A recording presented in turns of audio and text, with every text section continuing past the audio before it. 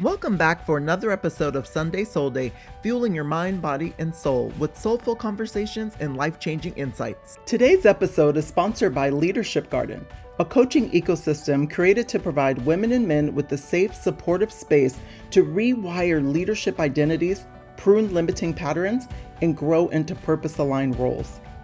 The platform cultivates holistic growth backed by neuroscience for leaders, working parents, founders, and teams seeking to lead with authenticity, alignment, and wholeness.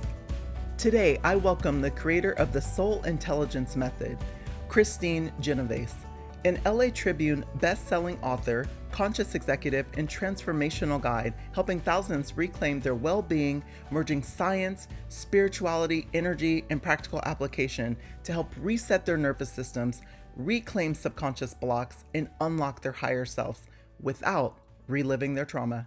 Let's welcome her to the show. Welcome to Sunday SoulDay, Kristine. I am delighted to be here, Damesha. Thank you so much for having me. No, the feeling is so mutual. I feel like our work is so aligned in so many ways. So I could not wait to talk to you and also just let the audience get to know you a little bit better. Oh, well, I am so excited. I mean, could I be on any more aligned podcast than Sunday SoulDay? I mean, the creator of the Soul Intelligence Method is on Sunday SoulDay. I have to be.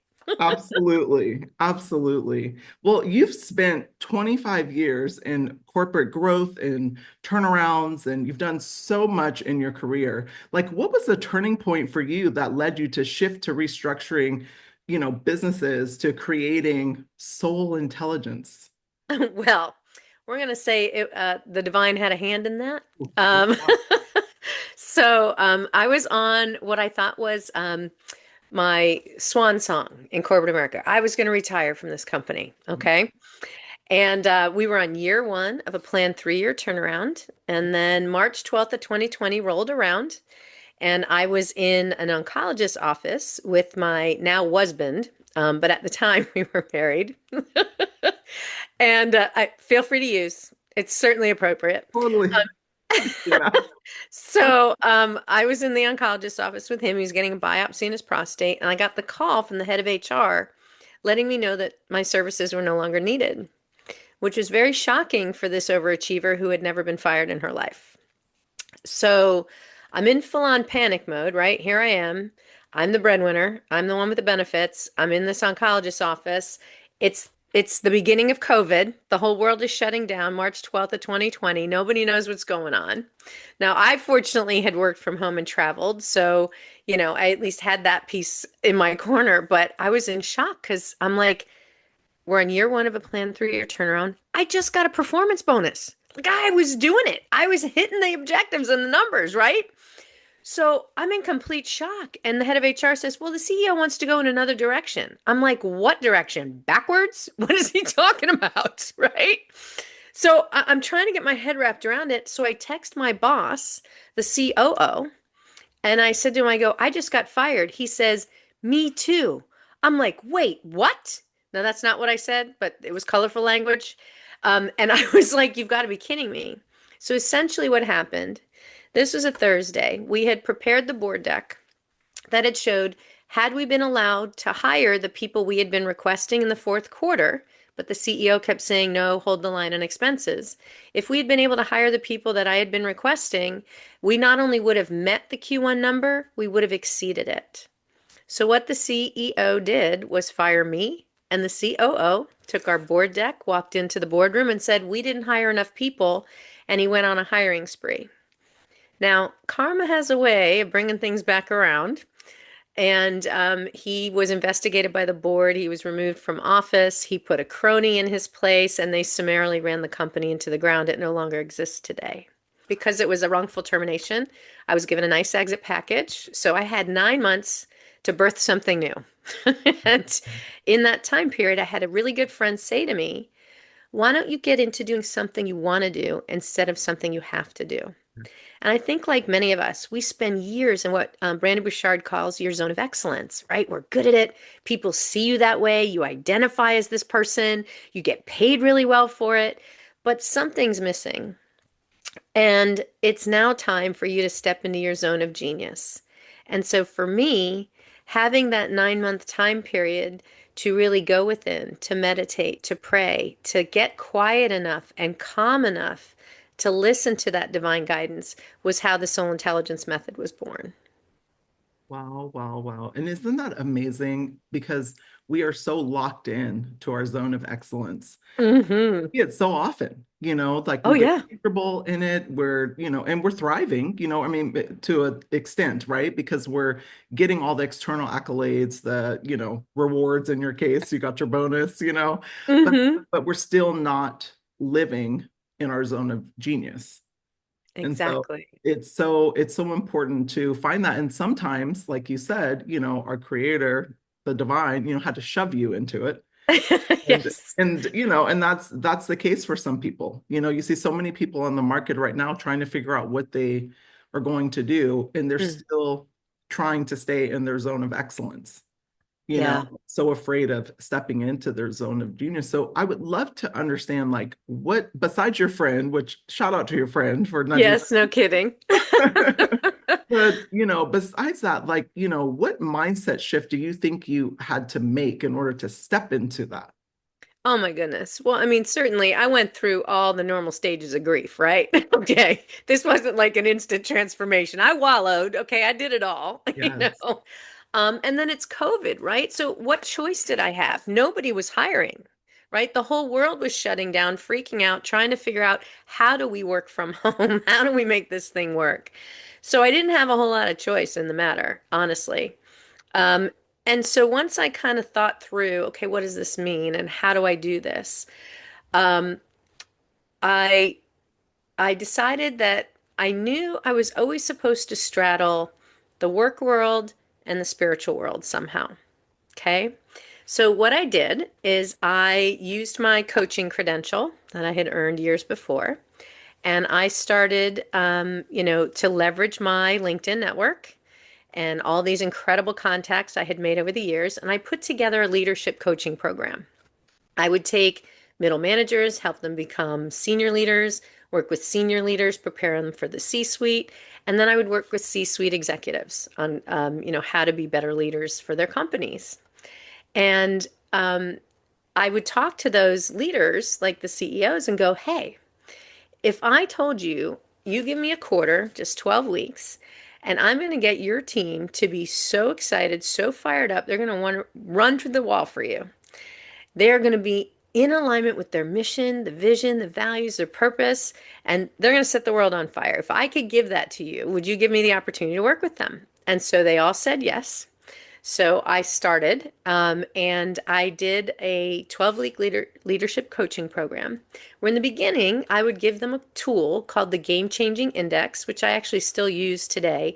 It's a tool that tells you intrinsically what motivates someone. So what kind of work really lights them up. And it's literally from where they want to put their energy, where they want to invest their energy into something. So it's a completely different tool than anything that's out there, from personality typing to DISC and all that good stuff. So it's really kind of cool. I know you might dig that. Anyway, so I use it. And so I would do that in the beginning, and they like that. They're like, "Oh, that's true. That's so me." Then in the midpoint, I would do a traditional coaching session, kind of reviewing all the lessons, all the things, how they've been implementing, what's working, what's not working, what are some of the challenges they're still having. And then about 2 weeks before the end of the program, where they really have gotten to know me and my flavor, um, I introduced the soul intelligence method to them in this way. I said, "Hey, would you like a traditional coaching session? We'll talk about everything you've learned and what are your objectives, where you want to go with the team going forward, what's working, what's not. Or would you like to get to the root cause of why this happened in the first place and what's blowing up at home in your personal life, as well as how it's showing up in your leadership at work? And take a risk walk with me and do a soul intelligence session." Every single person chose the soul intelligence session, and I knew I was onto something. So it was a way for me to really bridge the gap, right, between the work world and the spiritual world without going too woo-woo, right? Because I had this image, as a corporate executive, I'm like, how am I going to come out of the spiritual closet? I knew I could sense energy. As a turnaround specialist, it's all about people, process, technology, and getting the business to operate optimum levels so that they can either grow or sell or whatever the objectives are. So I always knew there was like this underlying energy or theme that would hold a team back or a division back or a company back. And that's because everybody and everything is energy. So in my timeout time, I did a lot more deep dive into quantum physics, neuroscience, and bioenergetics. And so I knew the way to get to talk to people is by using science as the bridge, right? If I can explain to you scientifically why energy gets trapped in your physical body and that it causes dis-ease or dysfunction or dissonance in your frequency, and you can understand that conceptually, you're more open to allowing me to get it out. And so that's really what I do is I really combine, today, the science with the spirituality. Thank you so much for taking us through that journey. And I love that you bridge the gap, because what I have found, people that work in, maybe tech or a particular industry, they need proof.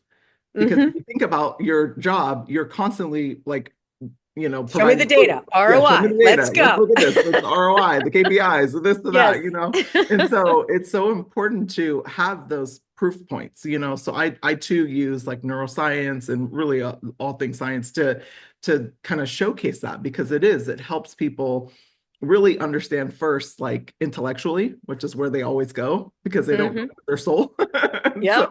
so I love that you bridge that. But also, you said something so powerful, and I think this is such a great takeaway for the audience, is you were already investing in yourself even while you had a job. Mm-hmm. And then you continue to invest in yourself even during your period of transition. And I Mm-hmm. think that's such an important takeaway. Like, we tend to forget the importance of continuing to pour into ourselves even while we're in a season of, maybe things are going well, we have a job, and it's so important to, pour into yourself even when you're not in that season. And Yeah. so, like, the fact that you had a certification that you could lean on, like, lets me know that you were pouring into yourself. So I think Mm-hmm. that's an important takeaway. And I love the soul intelligence method. I would love to just define it for our audience a little bit, Sure. because, for listeners who may not be as familiar with your work, like, what is the soul intelligence method and how does it serve as a reset without requiring people to like relive their past traumas? I know. That's the cool part. Yes, So I'm so curious because you're like, wait a minute. so many things have you go back and stay, Yeah. in your trauma. You think about therapy, Mm-hmm. and this constant rumination of your past traumas. So Yes. I'm so curious how this works. Absolutely. I'd be happy to share. So, there's lots of ways to release that trapped energy or trapped emotion, right? Therapy is one of those ways, but it does require you to get back into that moment, right? To try and get that to come up and out. That's really what the talk therapy is supposed to be doing or trying to do. And if you think about it, and I know you're a coach, so coaches are a little bit different than therapists. Therapists are all about how did you get to this place? And coaches are more about, okay, here's where you are and here's where you want to go, and let's focus over here. So essentially, what I do with the soul intelligence method, it is a way for me to release that past stuff so that you can be in more coherent state, like between your heart and your mind, like your heart and your brain, and getting those two things in a coherent state. Because most of the time we're running frenetically, right? All the time. And we're always in fight or flight. Or fawn or freeze. Like just our nervous systems are just on, 11 all the time. And in order for me to do this work, what I need to do is to put somebody in a comfortable state. So I do a Zoom just like we would be doing now. I set up what I call a sacred space, making sure that when I shift something, it's going to go back to the divine for transmutation into love and light instead of back onto somebody or something else. Now, the way this works is it's founded in a science called bioenergetics. So, what bioenergetics is, it was documented in the 1950s by Dr. Alexander Lowen. And essentially, to me, it's common sense, but it says if something is going wrong with you physically, then mentally and emotionally, you're probably not doing so hot, or vice versa, right? And if we rewind the clock all the way back to elementary school, We all learned that everyone and everything is energy. We are all protons, neutrons, electrons, right? Vibrating in this electromagnetic field. That means we have an electromagnetic field around our bodies, so we're constantly drawing things into us, whether we're conscious of it or not. And I think we forget that we're these energetic beings because we're physical, we're corporal, and we feel separate from one another. But we're very quick to accept, hey, I stream this thing and it shows up on my phone, or I stream this thing and it shows up on my TV, or how am I seeing you right now via Zoom? It's an energy transfer. Everything is vibration and frequency. And even Einstein said the future of medicine is frequency, which is fascinating, right? Because now we're using frequency to destroy cancer cells in the body. It's amazing. But because everyone and everything is energy, that means energy can get trapped in people, places, or things, as well as your mental body, your emotional body, and your physical body. And when that happens, that's when you experience dis-ease within the body or dysfunction or essentially a dissonance in your frequency, and something has to shift it up and out. So the way I do that is I actually use a book of charts and a pendulum so I can get very specific with people and really share what that event was that caused it in the first place. And so I'm able to bring that up and out and have it shift out of the body. So there is an awareness. So it's like it's coming from your subconscious mind to your conscious mind to be released. And I know you know as a coach that all of the strategizing, figuring, calculating is 5%. Our conscious mind is only 5% of our mind's activity. 95% is running the show, which is really good. You know, you got to love that, you know, the subconscious mind lets us breathe when we're sleeping. But it also is the place where all of our negative energies, emotions, and thoughts reside, our self-limiting beliefs, unhealthy patterns, roles, or archetypes that we fulfill. All of the things that hold us back from being in true alignment with ourselves, with the divine, and being in, you know, coherence, mind, body, and soul. And so that's essentially what my method does is it figures out what's stuck, what needs to shift. It brings it from the subconscious to the conscious so it can be released. And the coolest thing about my method is all you gotta do is show up. You show up to a Zoom. That's it. There's your compliance right there, and you get to receive. So it's a pretty cool method. And you know, you talk about proof and ROI. That's really what my whole book, Healing Through Soul Intelligence, is about. I have all the stories of people that I've worked with, and a lot of them are functional medicine and integrated medicine doctors, healthcare providers, nurse practitioners, chiropractors, like people in, you know, I'm healing the healers, Mhm. right? And then consequently working with their patients.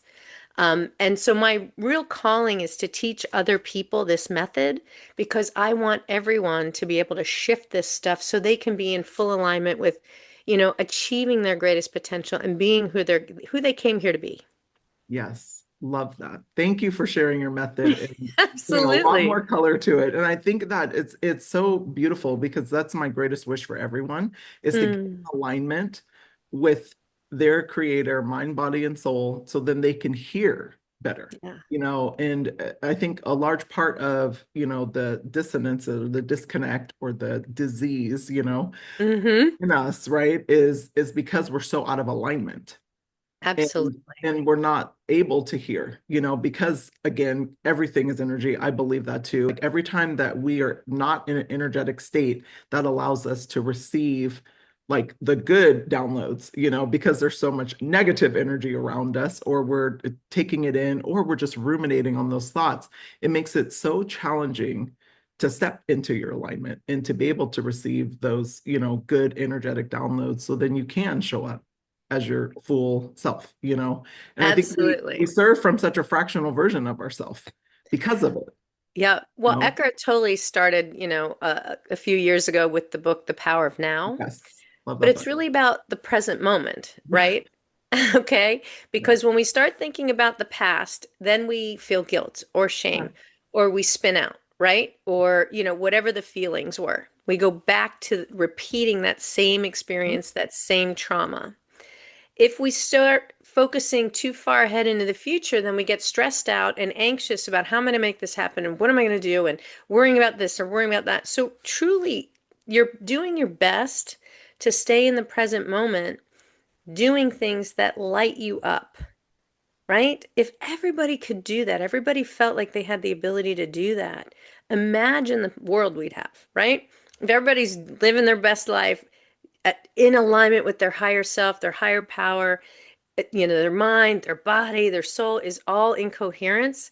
Wow. You want to talk about making this a peaceful place? It's really not utopia. It really is true. No.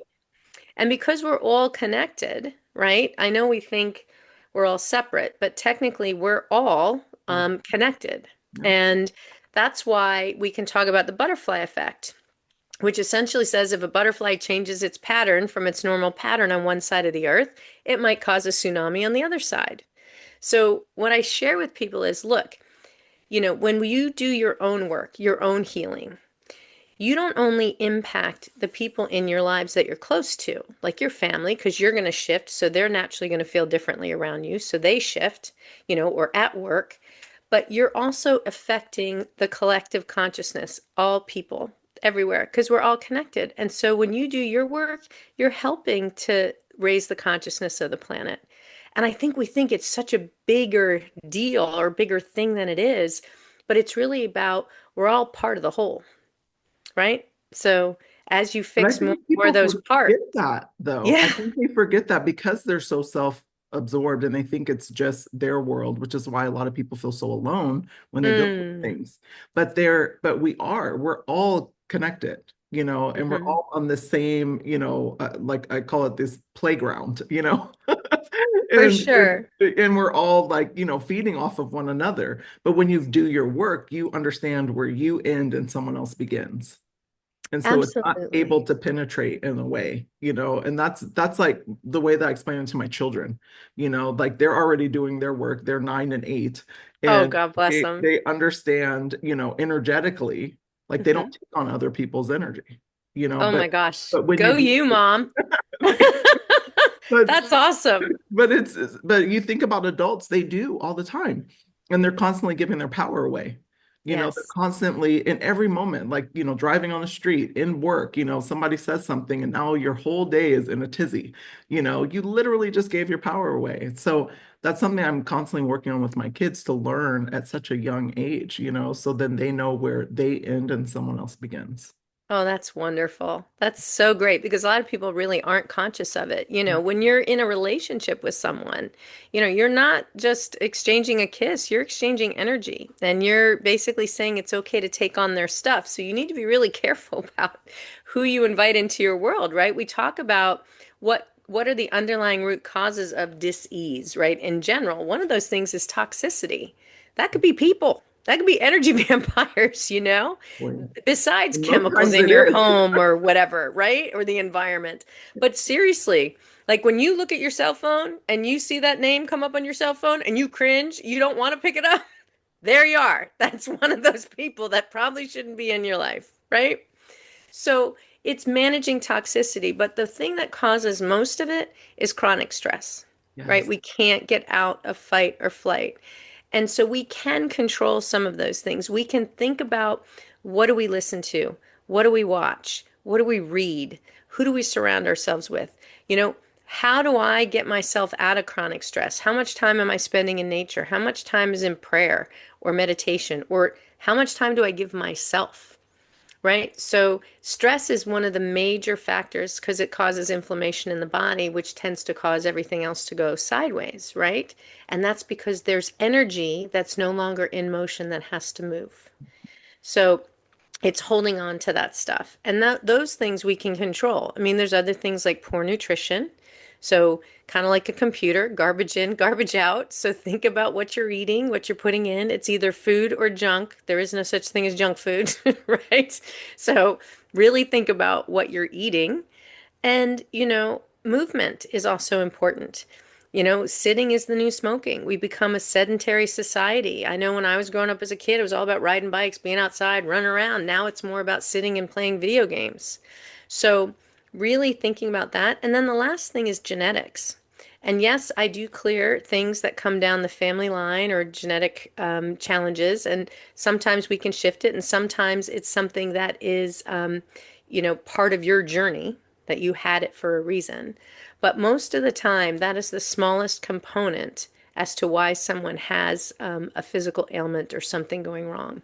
The chronic conditions that won't heal are typically you're looping the same story, the same energy, and producing the same proteins and down regulating your genes.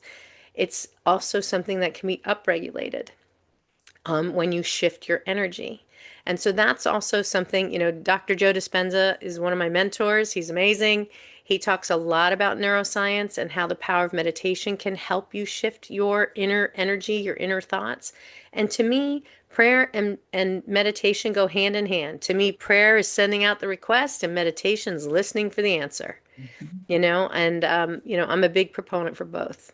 Yes, likewise. And I it's so interesting because I think the subconscious energy release, if we're thinking about that, like everything that we take in, mind, body, soul, and heart, everything Hmm. we take in, like you mentioned the food, not moving, like all those things, like if we don't have a way to release those, Mm. we continue to stay in that stress, burnout, low Yep. vibrational state, as opposed to like really looking at like, okay, what am I think I wrote about this on social media and also my newsletter. It's like, what are you consuming?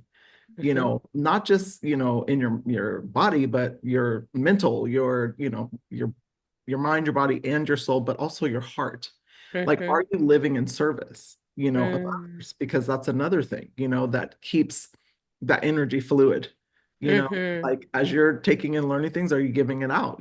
Like I know you and I were seem very similar in the sense we're both a student and a teacher, Yes. and I think that is what keeps my heart, and that energy kind of flowing. So I don't stay in those stress states and burnout. Doesn't mean that I don't get stressed, I'm human, but Yes. I'm able to recognize it very quickly and then adjust.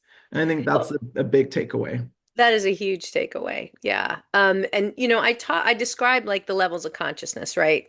So the first level is he said, she said. It's all caught up in the drama in the story and what's going on, right? Like you said, that's quickest way to drop down to the bottom.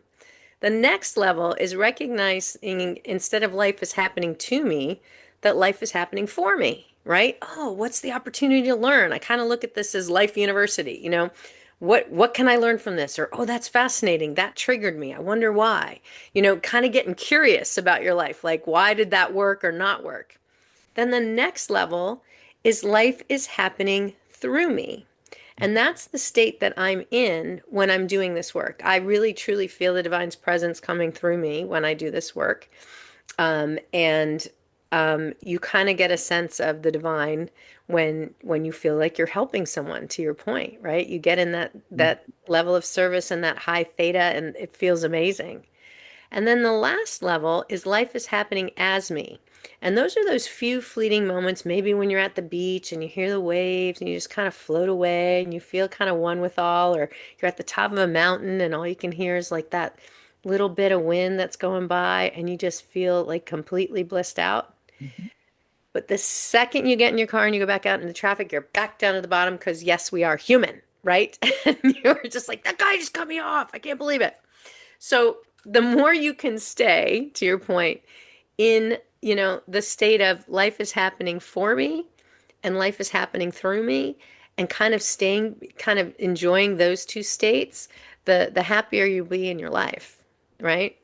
Yeah, and I also think that it was important takeaway, and this is something I work on with clients, is like life does happen to you, but for you. And so actually saying that sentence, it's like really important because the acknowledgement that it actually happened is also part of the healing because that's where you're staying in your truth. Absolutely. And so I Absolutely. love that you touched on those other ones, and I could not agree more. Talk to me a little bit about this because I'm from your experience, and you've had so much experience in this. Like, why do you think people avoid that deeper work? And how does Soul Intelligent Method kind of help them move past that resistance? Because I feel like it's such a resistance. To do the deeper work, well, first of all, everybody that comes to me, sometimes they've got an issue, right? And sometimes they're like, well, I just want to see, what's for my best and highest good. And regardless, everybody comes away going, wow, how did you know that? Right? Well, it's not me. per se. I'm getting the information, right? The divine is giving me what is for your best and highest good. So even if someone doesn't go, I've had this miserable divorce or blah, blah, blah, or whatever it is, the trauma, the drama, I'm able to use the book of charts to be able to discern what needs to shift for them or what's holding them back. And then sometimes people come to me like, oh my God, I totally worked through that. That's not going on with me. And then it comes up in the session, and they're like, oh my gosh, I thought I let it go. Right. And it's still trapped in the body somewhere, or it's trapped in the emotional body or the mental body or the physical body. Like it's stuck and they didn't realize it, but it was manifesting multiple times over. Sometimes you think, oh yeah, I got rid of that guy, and then the next guy comes in and it's the same guy. Or you don't let the guy come in and then you get a boss that acts just like your ex and you're like, what? Because there was more for you to learn, right? So typically when somebody comes to me, whether they are open to doing the deeper work or not, it eventually comes out. So, it's not like you can hide, I guess is the best thing. What needs to happen is going to happen and going to bubble up. But again, when you do the work through a soul intelligence session, you don't have to relive the pain. Now, do people feel things during a session? Sometimes. Sometimes they might feel like something in their stomach or like a pressure, and I'll ask, throughout the session, are you good? Are you feeling anything? Do I need to focus on any area or in particular? But you might feel energy leaving the body, right? And coming up and out. Sometimes people do cry, right? That's an emotional release. And I call it holy water because I believe when we cry, it's really our soul releasing. And so it's one of the most cleansing, healing things we can do. But it really depends on the situation. If I'm dealing with someone that's suffered a lot of sexual trauma, that's pretty hard not to, be able to up and release, right? Without maybe having a moment, but it's not extended. And once I shift it, it's gone, right? It's transmuted because another principle in science is once energy is created, it can't be destroyed. So it has to come up and out and be transmuted into something else. And so that's what I'm doing is I'm shifting it so that it goes back where it belongs as opposed to residing within you. Mhm. And to your point, a lot of times when I'm clearing something and it's not resonating with someone, I will ask, is it theirs or someone else's? And then I'll figure out who the someone else is. And then they go, oh, that makes complete Yeah. sense. That's what I was going to get to because I Mm-hmm. find that, and so I'm glad you touched on that because that is exactly what I was going to say. Mm-hmm. I find that people carry other people's energy, not knowing that it's not theirs. And so that's where some resistance comes. And then they also resist for their own self because they're so afraid of what's on the other side because they haven't been there. Right. And so, like, when I, you know, encounter resistance, it's usually one of those two things, where they have, carried. And I mean, you think about like generational trauma, Yeah. it gets carried down. Like, we now know that it even starts in the womb. Yes. And so, like, you think about that, you don't even realize how much generational, trauma and also just the, again, energetic trauma that we store from our encounters with other people, Well, until we're able to absolutely. release that and do that work. So, love that you touched on that. Well, I know how we were kind of goofing about my last name when I started. It's Kristine Genovese, and if you want to get really Italian, Genovese. Is it? But I do come by that last name, honestly. I'm originally from New York City, as was my great great uncle Vito, as in Vito Genovese, who was one of the head of the five crime families in New York City at one time. He did pass away in jail when I was a year old, so I didn't actually get to know him in this incarnation. But I will tell you, um, talk about generational trauma, I might need to clear. Yeah. Right? So I'm bringing light to the name. And so I kind of goof with people like, yep, I'm a spiritual gangster, literally. I Yes, you are. I love it. Yes. Oh So, my gosh, so good. but yeah, it's all kinds of things, right? Sometimes, I remember I was working with someone and their practice was struggling. And I was doing the work and I said, well, this isn't really yours. And she was like, what?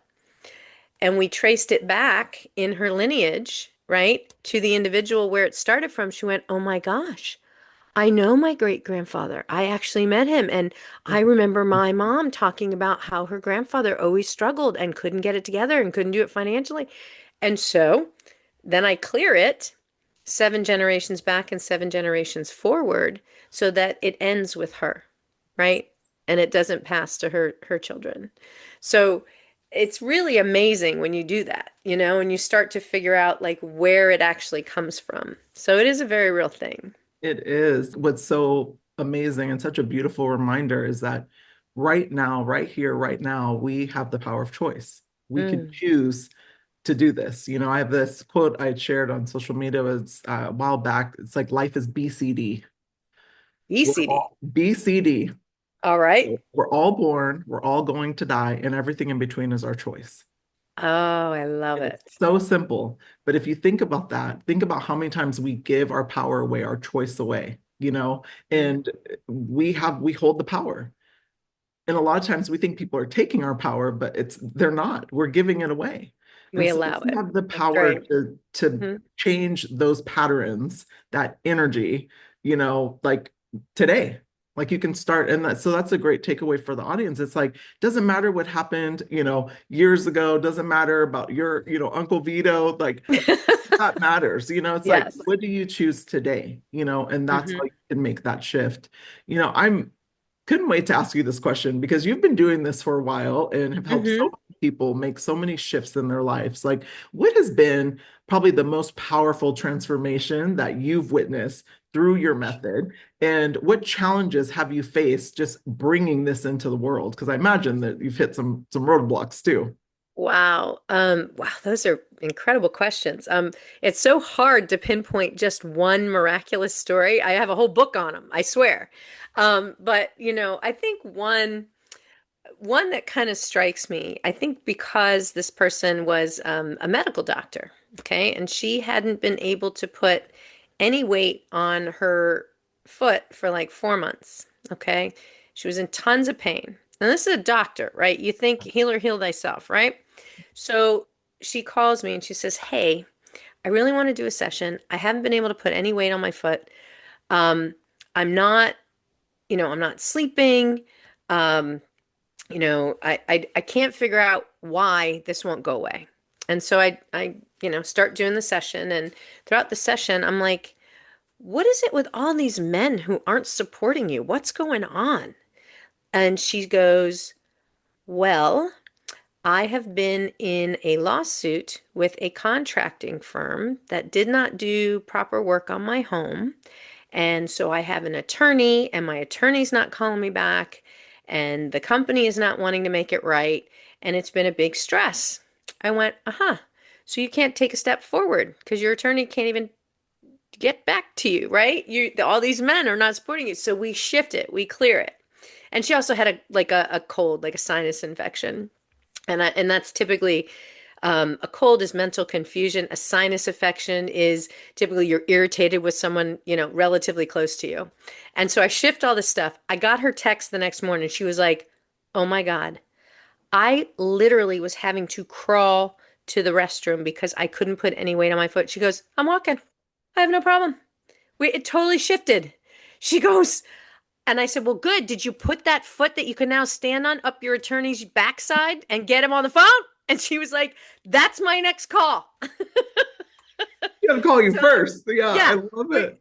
yeah, you Oh got to my take right God. action. But, so that because it's so physical and visceral, I think because it's an MD.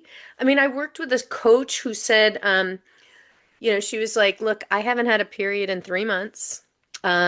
I don't feel like I want to be around my husband. Like I'm not feeling intimate. I don't want to be close. I just feel distant. It doesn't feel good. And my practice is drying up." And I said to her, I said, "Okay, well, I'm going to take a look at your sacral chakra." Okay, so our chakras are the seven main energy centers in the body. The first one is our root, that's our safety, security in the world. And the second one is the where our sexual organs are, our womb space in women. That's where we birth babies and businesses in particular. And I was like, "We're going to look there." Well, her sacral chakra was almost completely blocked. I checked. It was about 90% blocked. So I worked on that. Okay. And got it down. Just, tried to get her to calm down and focus on what she could do. The very next morning, she texted me. She said, "Oh my God, I got my period. I let my husband hold me, and I have 3 new client emails in my email. What'd you do?" She goes, "I don't understand how this works, but I am so excited that it is." So those kinds of things are regular, and that's one session. If someone's been dealing with something for a long time, it might take a few sessions for them to have like complete relief. But this is all part and parcel of living holistically, right? It's doing all the right things. I myself had a cervical cancer scare, and I grew up at a time in corporate America where women had to work twice as hard to make the same money. We hit our head on the glass ceiling. I probably have more lumps than I could count. I remember being in college and carrying 2 cases of beer up 3 flights of stairs just to prove to the other bartender men that I could do it. Stupid shit like that, right? Anyway, so just that was kind of how I grew up. So I learned how to, like, I kept up with sports and I made sure I spoke crass language. I'd make fun of anybody who cried at work. And so I remember when I went to the OBGYN and she said to me, "Hey, you've got some funky cells. We need to do a procedure in the office." I was like, "Oh, I had an abnormal pap smear. Weird." Then she says to me, she goes, "Hey, too many of those samples came back. We need to go into the hospital and do a conical biopsy." I'm like, "A what?" "Yeah." So my first reaction was, no big deal. I'm done having kids. You can take all my parts out." That's how disconnected from my own body I was, right? So cavalier about, maybe just do a hysterectomy, take out my parts. What? So I realized I had gone off the rails. And so I started calling any kind of healer or healthcare professional that I knew. And I remember one lady said to me, "You need to get in touch with your divine feminine." I go, "Well, what the heck does that mean?" At the time, I had no idea. I'm like, what do I have to grow my hair long, wear flowy dresses, dance? What does that mean? I mean, now I think we have a better idea of it. But what I started to do was to research all these powerful leaders like Isis or Sekhmet or, Joan of Arc, like all of these strong, powerful women who ruled for thousands of years and were incredible, strong women. Because I had grown up with this crazy impression that being a woman was weak. So I stuffed all that energy down to the seat of my own womanhood, right? I was basically rejecting myself. And then I went to an energy worker, did energetic acupuncture, and one woman said, "Look, just start focusing on it being healthy and seeing your cells vibrating in the right direction." And I did my own work on me, right? And then I had one girlfriend who was an energy worker also say to me, "Hey, when you go in for that conical biopsy, it's going to be gone." And I went, "You know what? You're right. It is going to be gone." I will never forget my OBGYN's face when she came out and she said to me, "We must have cut it all out because it's gone." And I went, "Yeah, we must have." So did we? Was it the energy work? Was it the focus on not denying my femininity? I'm going to say yes. I think it was all of it, right? I think the divine had a hand in it and I learned what I needed to learn. So I got through that crisis in my life. So the power of this method, that's what I'm trying to share with people, right? Like we hold energy and we don't realize what it's doing within our bodies. And so hopefully most people can learn to heal themselves without having to go through such crisis. Yes. And if you But if think you about do, you can find you can me at find me. soulintelligencemethod.com. Exactly. No, but I love that you touched on that because it's like we think about like energy as being one thing, but it's so many things, like our thoughts are energetic, like how we feel, Yes. like all those things. And so when you're combining that energy, like you think about people who get sick, or have some sort of ailment, like you get the person that stays very negative, they tend to stay sicker longer, Yes. like and vice versa to the person that's like, for me, I don't even say out loud that I'm sick, like, Mm-hmm. because I'm like, my body can hear me, and, Yeah. and so I don't say it, I might write in an email if I need to, but it's like, but but I don't say it because I'm like, I don't want to subscribe to that, Like my Well, body just is sending me signals that I need to mm, slow down a little bit, So I talk to myself in that way. And I think I honestly, I rarely get sick, there you go. and it doesn't mean I'm not going to get sick. I'm human, but it's like, but I do think that that has something to do with it. So I love that Of you course it does. talked about that and energetically, just even how we think about things, because it's one thing to speak it, but it's the thoughts behind the thoughts that Mm. I think that we forget that is so energetic and so powerful. And, that's what keeps us stuck, Yeah, well, we like basically think the same thoughts every day, right? same 50, 60,000 thoughts, There you go. unless you start Make a doing a conscious lot more effort. work and making conscious effort. Exactly. Yeah. Oh my goodness. Oh my goodness. Well, I know we could talk for I hours. know. I know. I'm like, just, oh my gosh. But, I want to get like just a practical takeaway from you, because I think this is Sure. going to be powerful for leaders, for healers, professionals. What's one simple practice that they can begin immediately, starting today, just to start clearing some of those energetic blockages? Absolutely. Well, one of the first things is to give yourself space. Mm, Okay. And what I mean by that, I don't care if it's 10 minutes. Everybody can find 10 minutes in a day.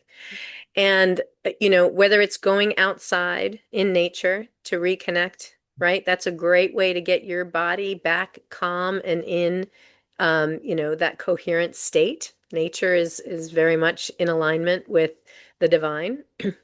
Whether that's, making time for prayer or meditation or getting the thoughts out of your body, journal it, right? Sometimes people need to write it out, get it out. Um, but there are ways for us to do it, even something simple as movement, right? Whether that's gentle stretching and yoga, or like me, I'm also an avid tennis player. That's a great release for me because it's physical, mental, emotional, and some people say spiritual for me because I'm so in the zone when I play. But if I'm not, I'll get hit in the head with a ball. So, I'm still a competitive tennis player. I will call myself an aging athlete in my 50s, but my tennis team did really well and we won locally, so we're going to states. I did my job. Of the matches I played, I went undefeated, so go me. go you. So yeah. But movement, right? Yes, Movement, going for a walk. I mean, there's I so many love things. that. And the biggest thing is manage your toxicity. Okay, what are you feeding yourself? Yeah, Right? What are you watching? What are you listening to? What are you reading? Who are you around? That is like an immediate something yeah, that do you an want to audit. clean house. Do Yeah, it. that's like the one takeaway I start with. I'm like, do an audit. Yeah. Start there, audit your life, all the areas of your life, and start there. And then, like she said, carve out time for yourself. Like, I love Get that quiet. simple, just 10 minutes, just get quiet, Such Yeah. great Get advice. yeah, get quiet and just, get unplugged. That's Yes, another thing, right? absolutely. Because I think that's really what drives our life. And I think in part we keep ourselves too busy and too connected to the noise that it's really hard to get quiet. And it's such a gift when we can give that gift to ourselves. Absolutely. Well, what does self-care mean to you? Like, give me one thing that is tried and true for you, because, it's constantly evolving, right? Like, as we evolve, what worked for you maybe last year doesn't work for you this year. What is one thing that stays like tried and true for you? Well, I have a quote, okay, that I use quite a bit. Yes, That self-care is not selfish, right? It is, oh gosh, now I'm going to blow my own quote. that's It's okay. sacred. Ooh, Self-care is not selfish, it's sacred. love that. And the reason I say that is if you're constantly pouring into other people, Mm, you don't have anything left for yourself, and that's when you crash and burn. So you got to pour into you first, and that's why it's so sacred, and then pour into others, right? I pride myself on being in service, as I know you do. mhm. Um, but if we're not pouring into ourselves, we don't have enough left energy in our cup to be able to pour into others. So that's probably the biggest thing. And for me, self-care comes in lots of forms, right? It's some of the things I just mentioned. Yeah. It's not always bubble baths, right? Or, it might be getting a massage. It might be reading while I'm getting my nails done, like something like that's a little personal item and that, they're more contrite. It could be I want to read, something. And so I make time to do that. It's giving myself space and quite honestly, putting myself first, right? First thing in the morning, typically. I like the whole idea of easing into my day, Yeah, me as opposed to jump out, run, gotta go. too. Yeah, easing into my day is makes me a better human. No, absolutely. I love that. And I think, that is such a huge takeaway. Like you said, sacred for self-care. Like I have a quote that says, self-care isn't selfish, but it's Mm-hmm. self-full. And Mm-hmm. so in order for us to fill anyone up, we have to fill ourselves first. And Yeah, so well, I really mean, putting yourself first and carving out time for you and whatever right. that looks like, because it could be different every day. We might need something on Tuesday that's different than Friday. So Well, regardless of faith, there was once this incredible ascended master who said, "Love one another as you love yourself." yes. And so I think, it is one of the greatest things that we can do for ourselves and for others. Yeah. But we also can't love anyone like as deeply if we don't love ourselves deeply. You Amen. can only meet people wherever you are. And so if you're doing the work on you, just think of how much more full you can show up for others, It's getting back so to your good. fullness. So, Oh oh my, my gosh. love I would love to talking to hang out with you. you. I wish you were closer. I know such a great, oh my gosh, I love this talk. Thank you so much for blessing Sunday Soul Day. Seriously, this is so beautiful. And thank you so much for having me. This was so fun. Absolutely. And everyone, as always, have an amazing Sunday and do us a favor, leave your favorite part about this conversation in the comments below, or even something new that you learned. I know I learned a ton, so can't wait to hear from you. And as always, have a great Sunday. Bye.